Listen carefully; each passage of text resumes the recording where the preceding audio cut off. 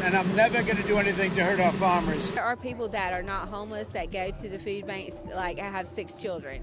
Thousands of American farmers voted for that promise, and then what happened? They burned their own fields and farms because even if they grew crops, they couldn't sell them. Selling them meant heavy losses.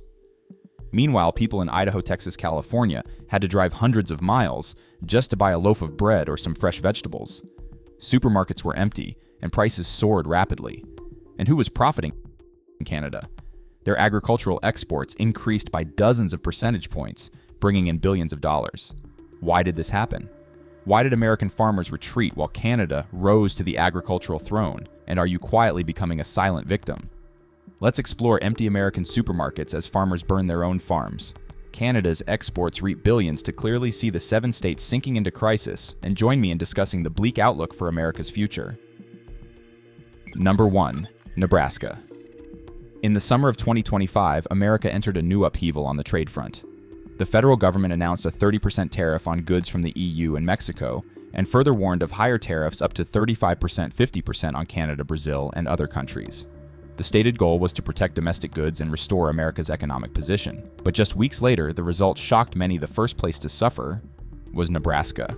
Not Mexico, not Europe, but America's own prosperous agricultural state took the first blow. As soon as the tariffs were announced, traditional markets, the EU, Japan, Mexico, simultaneously pulled back. They didn't want to get dragged into instability. And if you wonder why they turned away so quickly, the answer lies here: they already had alternatives. In their eyes, Canada was the example. A country once heavily reliant on the US, but since the boycott wave began in February, Canada has stood firm, reinforced its supply chain, and asserted its new position. By July, major partners around the world had begun forming agricultural supply chains without the US. In Nebraska, the consequences weren't just numbers on paper. A family in Grand Island decided to leave their fields empty this summer. They didn't go bankrupt, but also had no reason to plant. With fertilizer, fuel, and transportation costs skyrocketing and no buyers, the more they produced, the more they lost.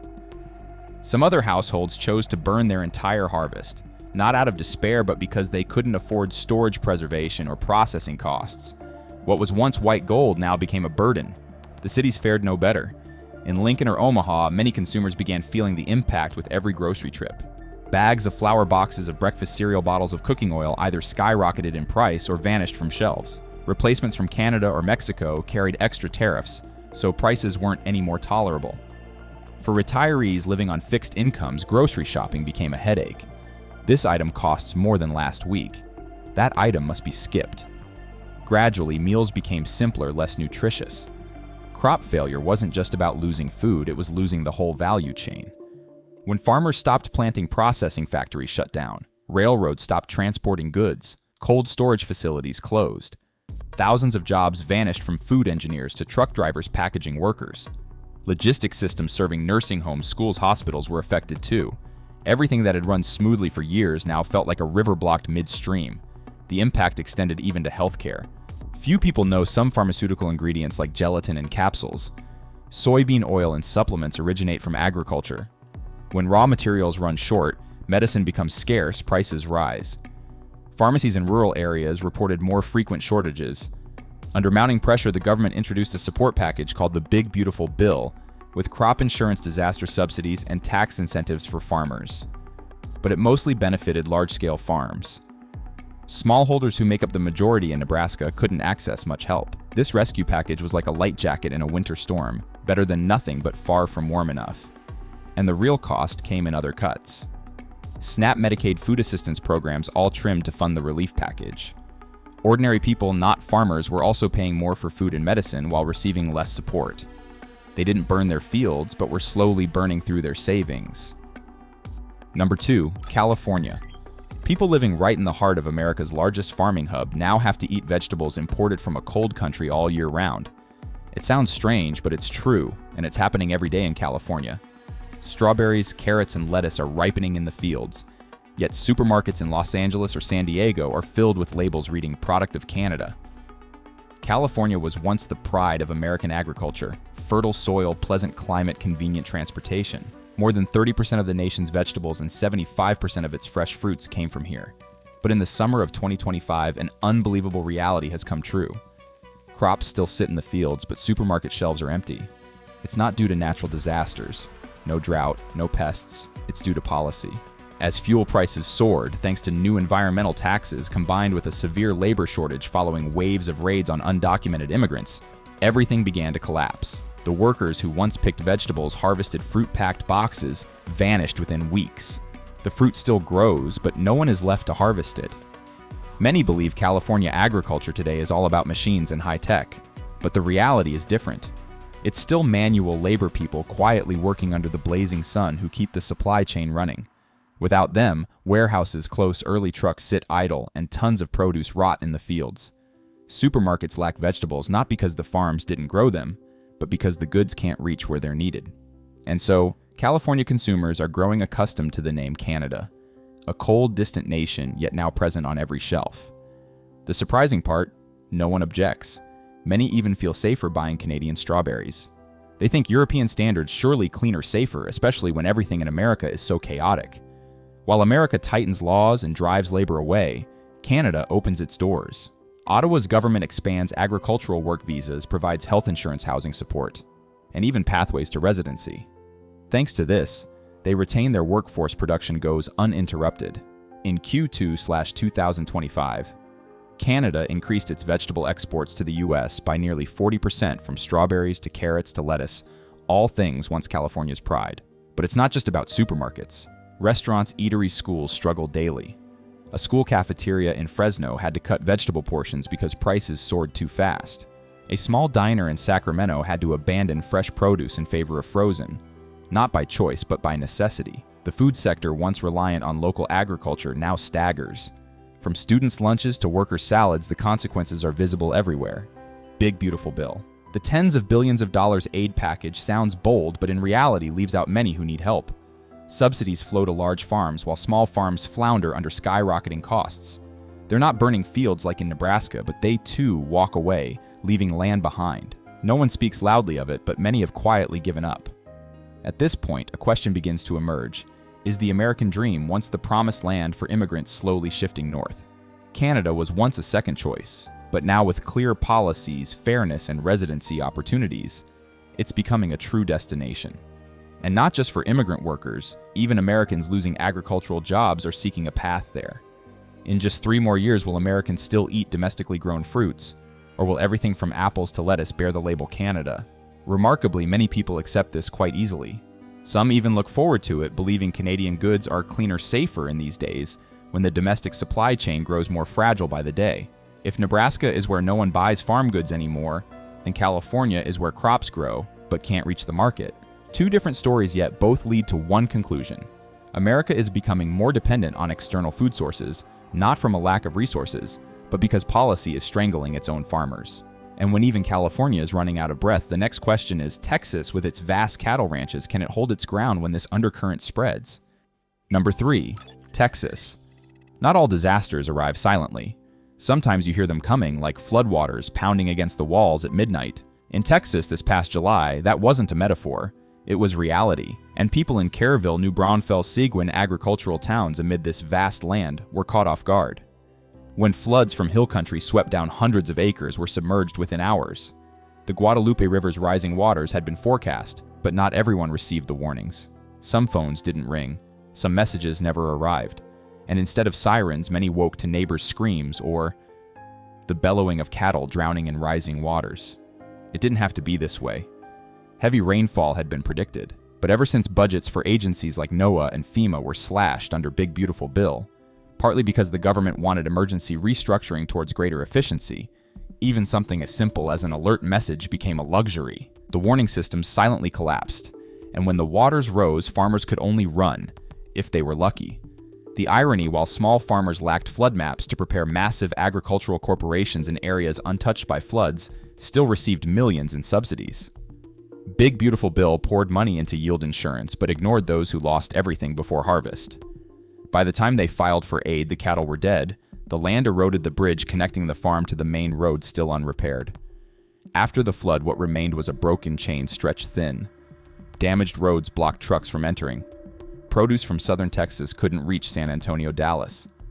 Some supermarket shelves sat empty for 3-4 days straight. Frozen vegetables and canned goods had to be rationed. In some isolated areas, people received relief boxes from supermarket chains clearly marked Product of Canada on every pack of vegetables. For Texans, this felt both practical and painful. They grew up proud that their state fed the nation. They believed in the strength of land livestock self-reliance. Yet amid crisis, they had to wait for imports from a cold northern country. No one said it aloud, but the feeling of being abandoned, overlooked, seeped into every small community. And the consequences stretched further. When fresh food became scarce, prices spiked. But not just produce, medicine, supplements also ran slow. Many vitamins, health pills require cold storage. When cold chains broke down, small pharmacies had to declare temporarily out of stock. Elderly residents outside Austin drove over 20 miles to find a heart medication. And bitterly at the same time, the government cut SNAP and Medicaid aid while agricultural relief was still praised as a macro-level strategic move. Yet not everyone agrees with that definition. People began to compare. California lost vegetables for lack of pickers. Nebraska burned fields for lack of buyers. Now it's Texas, where land is washed away, cattle die for lack of warnings. Each state suffers a different break. But the common thread, the system is looser than ever. Some are beginning to ask if this continues, will Texas farmers one day seek to move to Canada to keep working the land? It sounds strange, but reality hints at a bizarre future, not only immigrants seeking a promised land, but American-born farmers too, looking northward for clearer policies, practical support, and fewer risks. No one wants to believe a state like Texas could falter, but after this summer, the feeling of helplessness is undeniable, not because of floods, but because of a system's silence when it should speak. A country capable of sending spacecraft to Mars, yet unable to deliver a timely flood alert to its own people. That's not technology's failure, it's a failure of priorities. Number 4, Idaho. If you live in Idaho, you've probably noticed it. Those potato bags once proudly stamped Idaho Gold, suddenly disappearing from supermarket shelves. They've been replaced with potatoes from Canada, Mexico, sometimes even Australia. And this is no longer rare. The same has happened with milk, cheese, butter, the products that once defined this state's agricultural reputation. Prices have changed. Labels have changed. And most importantly, trust in the local supply chain has begun to change. If you ask why everything happened so fast, the answer isn't an unusually harsh winter or severe drought. It all started with tax notifications from the US government to the world, and the world responded by slamming the doors on American agricultural products. Japan and the EU retaliated with import tariffs on Idaho's key products, powdered milk cheese potatoes. Within days, a slew of export contracts were canceled. Shipments prepared for Asia-Europe suddenly became unsold inventory. Not because of quality, not because of demand, but because of policy. When markets disappeared, factories reacted instantly, cutting contracts, reducing output. And farmers, they had no choice but to sell at a loss or halt production mid-season. Imagine working an entire year only to see your product never reach the shelves, never be eaten by anyone, just sitting cold in storage, eventually liquidated like waste. That's the reality many Idaho farmers now face. The consequences don't stop at the farm. When potatoes and milk no longer enter processing plants, entire industries get dragged down. You may have never noticed, but Idaho potatoes are a staple ingredient in snacks, crackers, frozen foods. This state's milk feeds into instant noodles, sauces, even sandwich coatings. When raw materials run dry, food processing plants must halt part of their production. And that ripples into another seemingly unrelated sector, packaging and industrial printing. With fewer orders, countless label printers, packaging factories in Idaho, Oregon, Nevada lose clients. Some companies cut staff, some drop entire night shifts. A Idaho potato sticker isn't just a brand, it's the livelihood of thousands who print, cut, paste, ship. As the supply chain stalls, consumers have no choice but to accept substitutions. You might see Product of Canada on potato bags in Boise or buy cheese from Australia at a Nampa supermarket. Not because people prefer foreign goods, but because domestic ones are no longer available, and gradually they grow used to it. They no longer ask why the potatoes aren't from Idaho, they just hope there are potatoes to cook. For big businesses, many F&B companies are shifting to stable imports from overseas partners. Not because they dislike American produce, but because they can't sign long-term contracts in an environment where prices and policies shift weekly. They need stability, something Canada and New Zealand currently provide. Exporters trying to maintain markets begin repackaging American goods in Canada to bypass tariffs, labeling them repackaged in Canada, a tax dodge. Idaho's products paradoxically now survive under another country's name.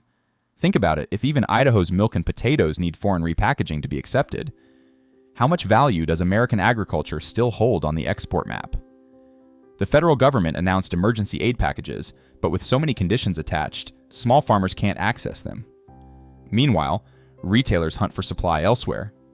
And consumers who never wanted change are forced to adapt because they have no choice. If this can happen in Idaho, then in other states where supply chains depend even more on whether migrant labor or export markets, what will happen next? The answer may already be appearing.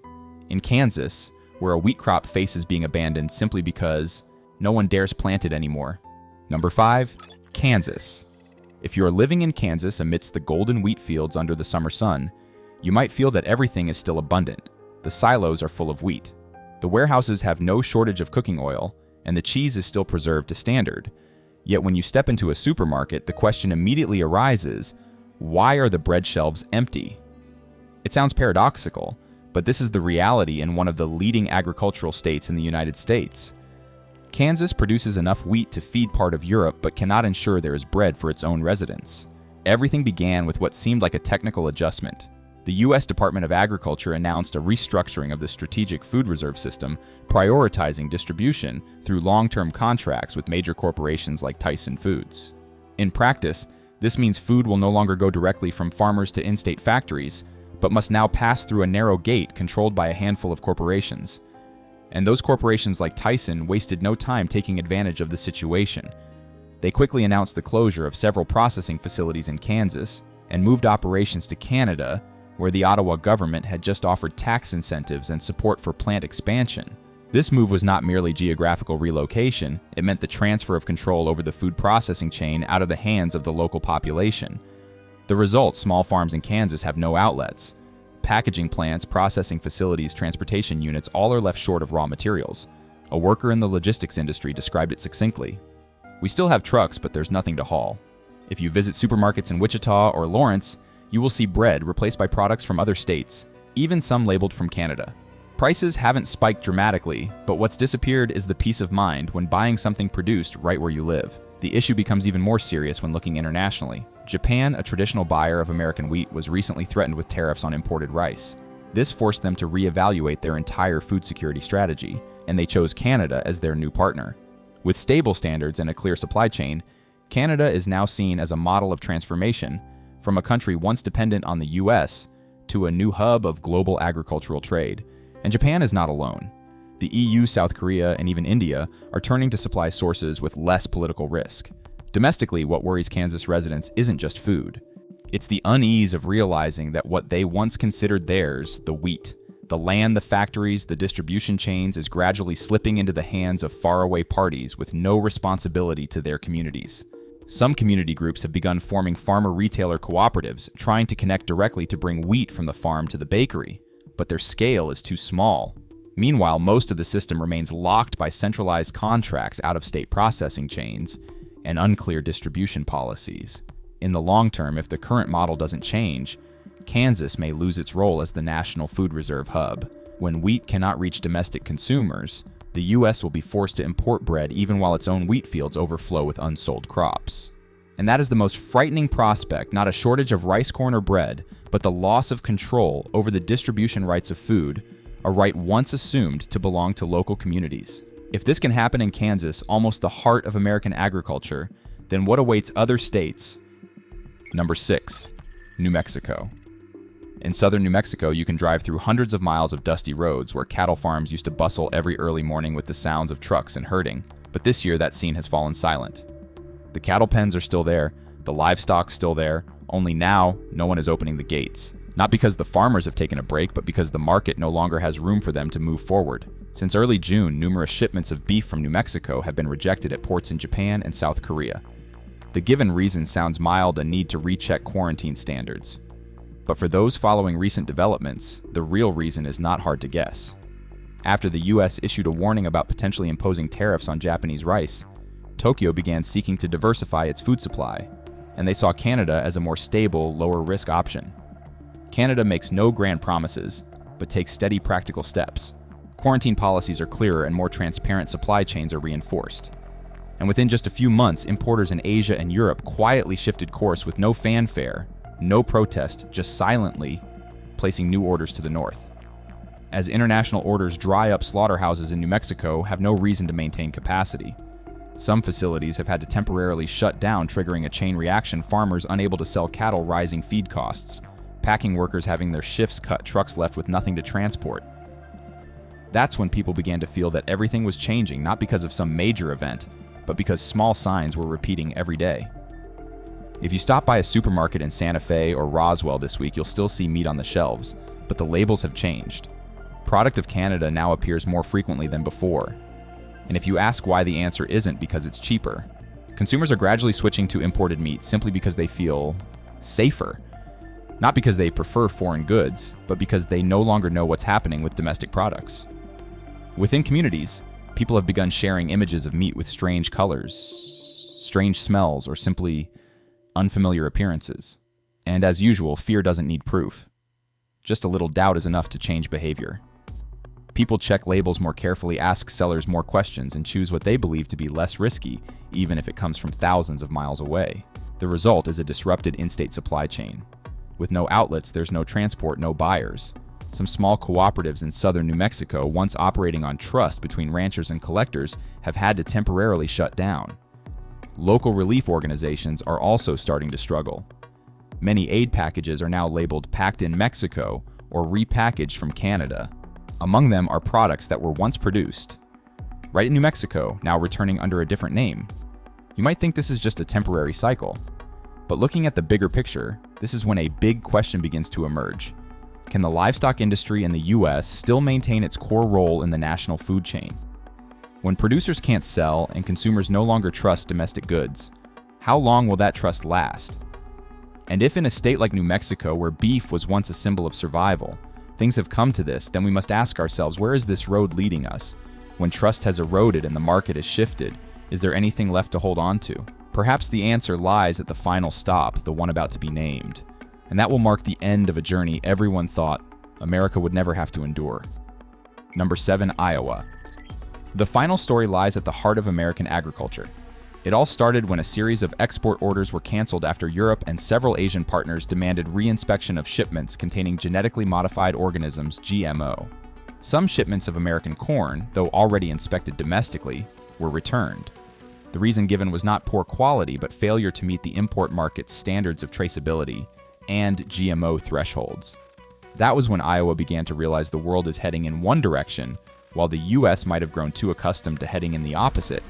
And the question being asked wasn't merely why won't they accept our goods, but rather have Americans been eating things all this time that the world has already rejected?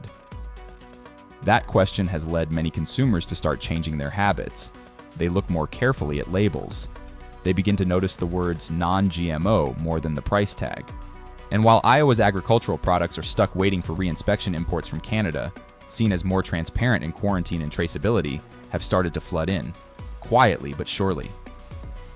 At supermarkets in Des Moines, Cedar Rapids, or Davenport shoppers are gradually getting used to Canadian soybean oil, Mexican corn flour, Brazilian soybeans.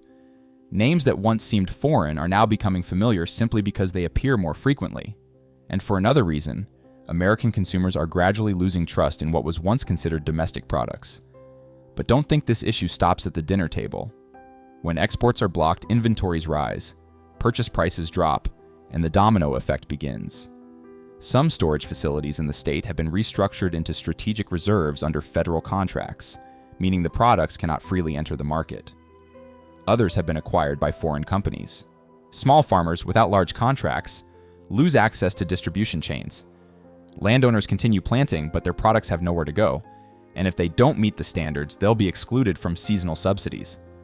This leads to a paradox. Iowa still grows corn, but Iowans must buy imported canned corn. Many people wonder, we produce millions of tons of corn every year, so why is the supermarket selling Brazilian corn? But the answer lies beyond the consumer's reach, because everything has been rearranged not by supply and demand logic, but by contract structures, interests, and federal-level coordination. And while producers struggle with stockpiles, foreign capital is quietly flowing into Iowa. According to new data from the USDA, in the first half of 2025, farmland owned by foreign companies, particularly from Canada, in this state has increased by more than 13%. Some fields left fallow after the season lacking maintenance funds are quickly acquired through investment funds and leased back under conditions aligned with export standards. This shift doesn't happen loudly, but bit by bit it is changing who holds control. A state once proud to be the heart of American agriculture is now gradually becoming farmland serving someone else's contracts. On the transportation side, the change is also easy to notice if you pay attention. Trucks that used to deliver to local food factories now head to ports or export packing centers. Drivers say domestic orders are declining, replaced by long-term contracts heading to California, then by ship abroad.